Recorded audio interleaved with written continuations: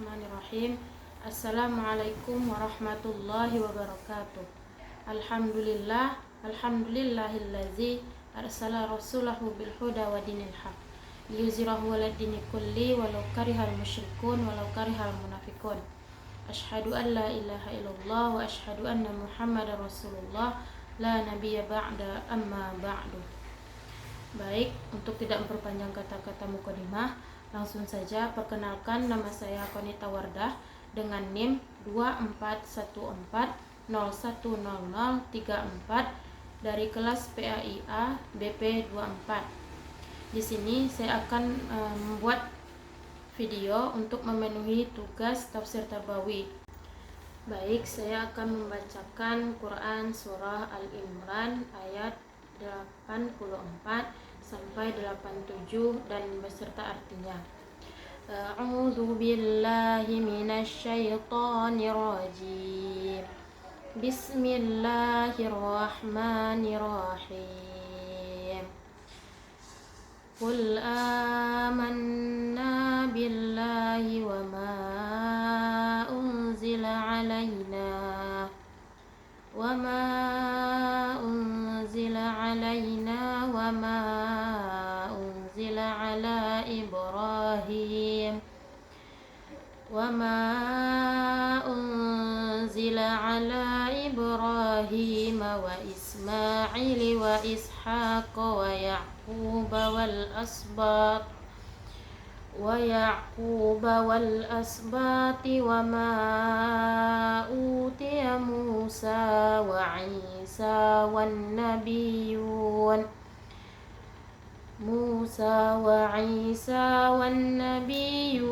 min rabbihim la nufarriqu baina ahadin minhum wa nahnu lahu muslimun.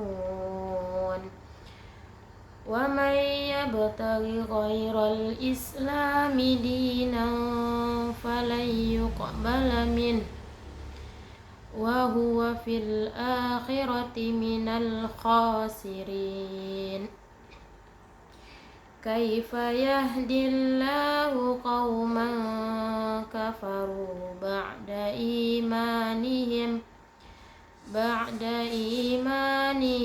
wa syahidu annar rasula haqqu wa ja'ahumul bayyinat wallahu la yahdil qaumaz zalimin. Artinya, katakanlah Muhammad, kami beriman kepada Allah dan kepada apa yang diturunkan kepada kami dan yang diturunkan kepada Ibrahim, Ismail, Ishak, Yaqub dan anak cucunya, dan apa yang diberikan kepada Musa, Isa dan para nabi dari Tuhan mereka. Kami tidak membeda-bedakan seorang pun di antara mereka dan hanya kepadanya kami berserah diri. Dan barang siapa mencari agama selain Islam, dia tidak akan diterima dan di akhirat dia termasuk orang yang rugi. Bagaimana Allah akan memberi petunjuk kepada suatu kaum yang kafir setelah mereka beriman serta mengakui bahwa Rasul Muhammad itu benar-benar Rasul, dan bukti-bukti yang jelas telah sampai kepada mereka? Allah tidak memberi petunjuk kepada orang yang zalim. Mereka itu balasannya ialah ditimpa laknat Allah, para malaikat dan manusia seluruhnya. Baik, selanjutnya saya akan membahas mengenai asbabun nuzul atau sebab turunnya ayat. Quran surat Al-Imran ayat 84 sampai 87 turun berkaitan dengan perdebatan antara umat Islam dengan kaum Yahudi dan Nasrani. Nah, pada saat itu mereka hanya mengakui nabi-nabi yang berasal dari golongan mereka sendiri, seperti Nabi Musa dan Nabi Isa. Tetapi mereka menolak nabi yang lain, khususnya Nabi Muhammad SAW. Mereka menganggap bahwa hanya ajaran merekalah yang paling benar.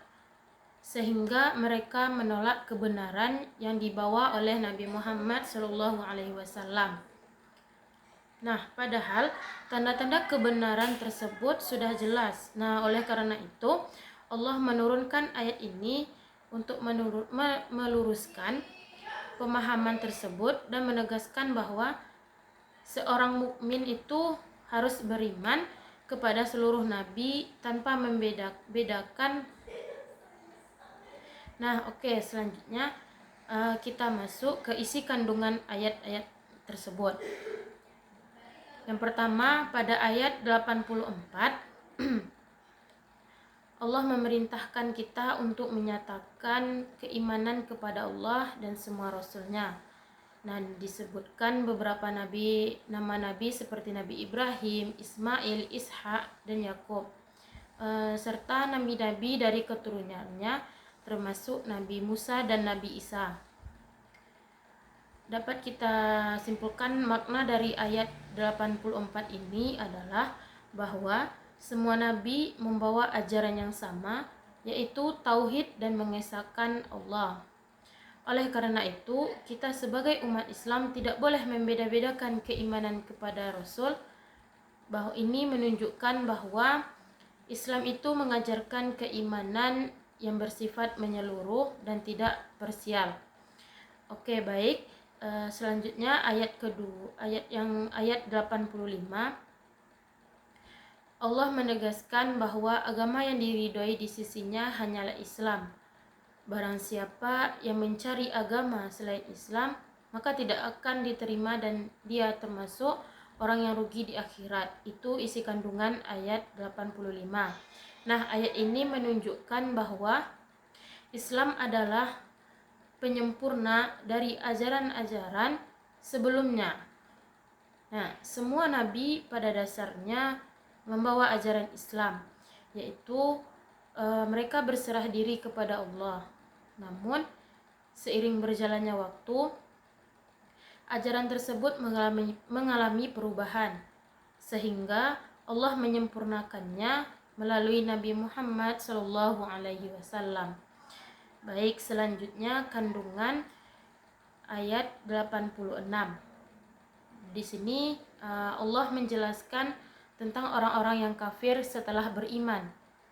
Mereka sebenarnya sudah mengetahui kebenaran, bahkan telah menyaksikan bukti-bukti yang jelas tentang kerasulan Nabi Muhammad SAW. Nah, akan tetapi mereka tetap memilih untuk ingkar. Nah, hal ini menunjukkan bahwa kesesatan bukan hanya karena tidak tahu, akan tetapi juga bisa karena menolak kebenaran dengan sengaja. Oleh karena itu, orang seperti ini sulit mendapatkan petunjuk dari Allah. Baik, selanjutnya kandungan ayat 87. Menjelaskan tentang balasan bagi orang-orang tersebut, yaitu mereka mendapatkan laknat dari Allah, malaikat, dan seluruh manusia. Laknat di sini berarti dijauhkan dari rahmat Allah. Nah, oke. Ini menjadi peringatan bagi kita semua bahwa berpaling dari kebenaran setelah mengetahuinya adalah perbuatan yang sangat serius dan memiliki konsekuensi yang berat. Oke, itulah kandungan Quran surah Ali Imran ayat 84 sampai 87. Nah, selanjutnya saya akan membahas tentang nilai tarbawi atau nilai pendidikan yang terkandung dalam ayat 84 sampai 87 tadi. Yang pertama yaitu nilai keimanan, di mana kita diajarkan untuk beriman kepada Allah dan seluruh rasulnya tanpa membeda-bedakan.